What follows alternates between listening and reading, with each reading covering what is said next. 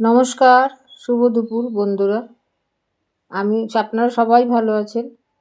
চলুন আমি আপনাদের সাথে আজকে একটু দেখা করতে এলাম।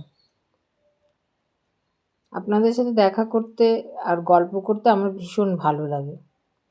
হ্যাঁ, তা আমি একটা ছোট্ট ভিডিও নিয়ে এসেছি আপনাদের সাথে সামনে। খুবই সুস্বাদু এবং খুব তাড়াতাড়ি হয়ে যাবে। তাহলে চলুন, প্রথমে আমি পটলকে এই যে খানিক চিড়ে নিয়েছি দু অর্ধেক করে। তারপর কিছুটা পেঁয়াজ, বেশ খানিকটা পেঁয়াজ, আদা, রসুন সব কুচিয়ে নিয়েছি, গ্রেট করে নিয়েছি, সরি।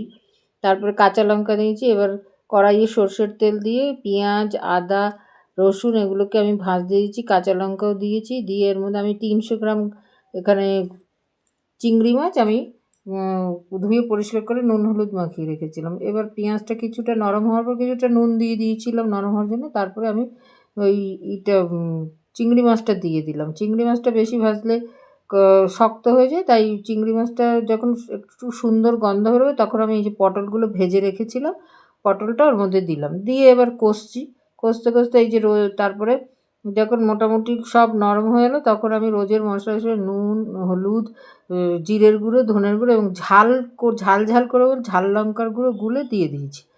দিয়ে এই যে আমি একদম কষা মতো হতে দিয়েছি, আঁচটাকে কমিয়ে দিয়ে দিতে দিয়েছি। এবার আপনাদের সাথে আমি আপনারা নিশ্চয়ই ভালো আছেন, আমি একটা ভিডিও শেয়ার করছি। এই আমি বসে আছি, তারপর ভিডিওটা রান্নাটা যখন হয়ে গেল খুবই সুস্বাদু, তখন এই যে আমি যাচ্ছি, আমি গরম গরম ভাতে পরিবেশন করেছি। খুবই সুস্বাদু এই রেসিপিটা, আপনারা করে খেয়ে পরে জানাবেন। এবং আপনারাও আমার চ্যানেলটাকে সাবস্ক্রাইব করবেন, শেয়ার করবেন। দেখা হচ্ছে পরের ভিডিও।